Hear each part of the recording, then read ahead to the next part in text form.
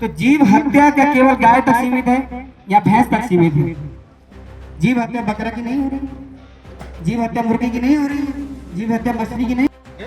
और ये बहुत सारे लोग गुलामती के लोग गुलामती के प्राइवेट स्कूल में जाके देखो, वहाँ सरकारी टीचर दो ही मैडम और एक और।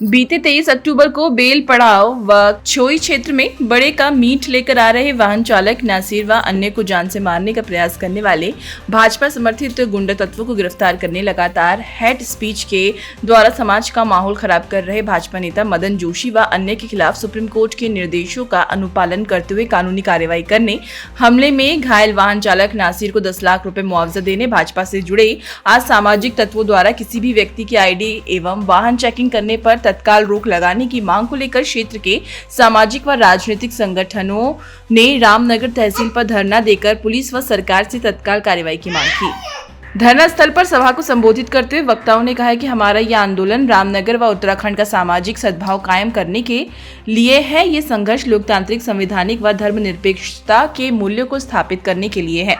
वक्ताओं ने कहा कि भारतीय न्याय संहिता में स्पष्ट प्रावधान है कि 7 वर्ष से अधिक सजा के मुकदमे में तत्काल गिरफ्तारी की जाएगी, परंतु रामनगर पुलिस भाजपा सरकार के दबाव में आकर कानून का अनुपालन नहीं कर रही है और मॉब लिंचिंग का प्रयास करने के आरोपी खुले घूम रहे हैं। मुकदमे में नामजद भाजपा नेता मदन जोशी सोशल मीडिया पर स्थानीय मीडिया कर्मियों को जिहादी व प्रेस के माध्यम से लगातार हेट स्पीच कर रहे हैं। अप्रैल 2023 में माननीय सुप्रीम कोर्ट ने पुलिस को दिशा निर्देश दिए थे कि जो भी लोग हेट स्पीच करेंगे उनके ऊपर पुलिस स्वतः संज्ञान लेकर कानूनी कार्रवाई करेगी, परंतु रामनगर पुलिस मूक दर्शक बनी हुई है।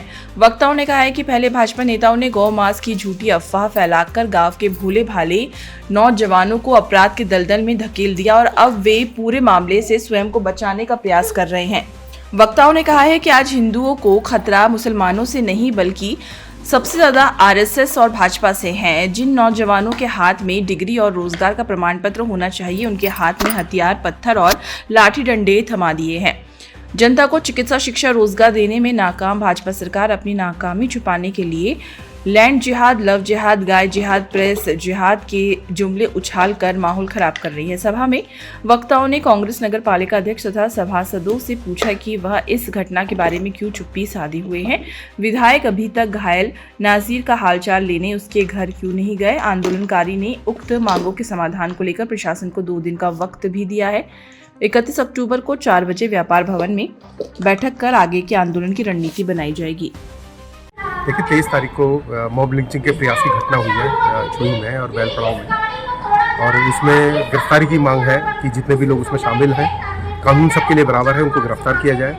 दूसरी बात यह है कि यहाँ पर एक भाजपा नेता है मदन जोशी, वो लगातार हेट स्पीच कर रहा है और सुप्रीम कोर्ट की स्पष्ट गाइडलाइन है कि जो भी हेट स्पीच करेगा पुलिस 100 मोटो कॉग्निजेंस लेके एफआईआर दर्ज करेगी, लेकिन पुलिस पे कोई कार्रवाई नहीं कर रही है। तीसरी मांग यह है कि भाई जो घायल है बंदा, जीवन मरण से जूझ रहा है, सरकार की जिम्मेदारी है उसका इलाज कराए, उसको 10 लाख रुपए मुआवजा दे, ये मांग है हमारी।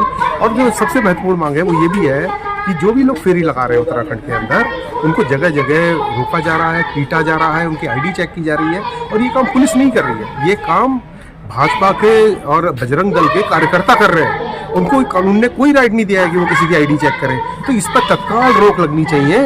इसी से सारे दंगे बढ़ रहे हैं उत्तराखंड के अंदर। इन मांगों के लिए सारे धर्म के लोग, सारे जन संगठनों के लोग यहाँ पर बैठे हैं और ये चाहते हैं कि जो उत्तराखंड है, जब ये राज्य बना था तो इसकी जब शहादत हुई थी उसमें सलीम का नाम भी था और सबके नाम थे, तो ये देश जब आज़ाद हुआ तो इसमें सबका खून मिला हुआ है। तो ये जो सांप्रदायिकता की राजनीति देश में चल रही है, उत्तराखंड में चल रही है, हमारे क्षेत्र में चल रही है, इसके खिलाफ एक सशक्त प्रतिरोध होना चाहिए, जनता की तरफ से प्रतिवाद होना चाहिए। इसीलिए हम यहाँ पर धरना कर रहे हैं। इनका प्रोपेगेंडा है, जब इनके खिलाफ कोई खबर चलती है और यदि इसको खबर को करने वाला मुस्लिम है तो ये लैंड जिहाद करने लगते हैं, फिर इसको मीडिया जिहाद बोलने लगते हैं। तो इन्हें जिहाद शब्द का अर्थ ही नहीं पता है, तो हर चीज़ को जिहादी समझते हैं। तो ये तो इनकी कम अकल की बात है।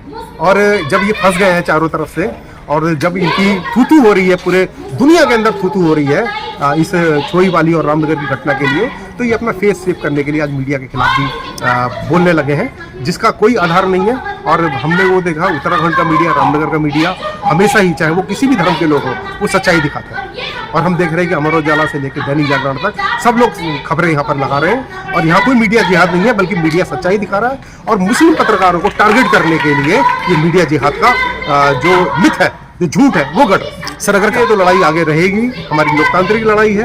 आज हम लोग एक दिन के धरने पर बैठे हैं, हम भूख हड़ताल करेंगे, जरूरत पड़ेगी तो अनिश्चितकालीन धरने पर भी बैठेंगे, लेकिन ये न्याय की लड़ाई है, अन्याय के खिलाफ लड़ाई है, ये लोकतांत्रिक मूल्यों की सांप्रदायिकता के खिलाफ लड़ाई। मेरा नाम जरीना। ये पूरा मामला यही है कि ये जो बैठे हैं धरने में, हमारी कोई सुनवाई नहीं हो रही है और अभी तक कोई इंसाफ नहीं मिला है, और उनको अभी तक भी गिरफ्तारी नहीं करी गई उनकी। अब मेरे 2 छोटे भतीजे हैं, एक मेरी माँ है जो मेरे बाप नहीं है सर के ऊपर, एक मेरा भाई है वो दिमाग से हल्का है। वो तीनों चारों जिम्मेदारी मेरे भाई के ऊपर ही थी।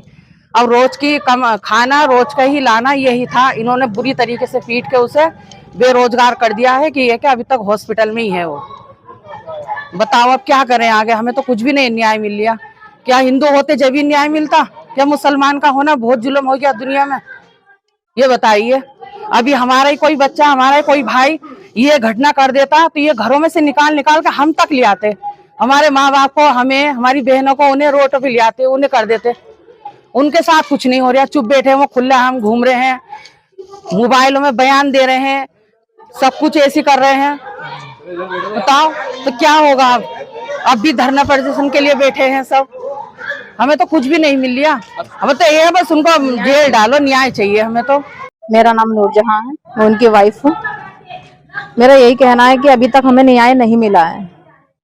हम न्याय की गुहार लगाने अभी यहाँ धरने पर बैठे हैं। हम ये चाहते हैं कि हमें न्याय मिला जाए, उन लोगों को जेल में डाला जाए। मेन चीज मदन जोशी है, उन्होंने ये सारा षड्यंत्र रचा है। उनके खिलाफ जो कार्रवाई हमने की है अभी तक वो नहीं हुई है। और बस हमें यही कहना है कि हमारे परिवार को जो पालते थे, आज हम इस परिस्थिति में हैं कि आज हम परेशान हैं, भूखमरी की हमारे नौबत आ गई है। हम इतने बुरे हालात में हैं कि हमें कोई देख भी नहीं रहा है। किसी शासन प्रशासन ने किसी ने किसी बात को हमसे पूछा नहीं है।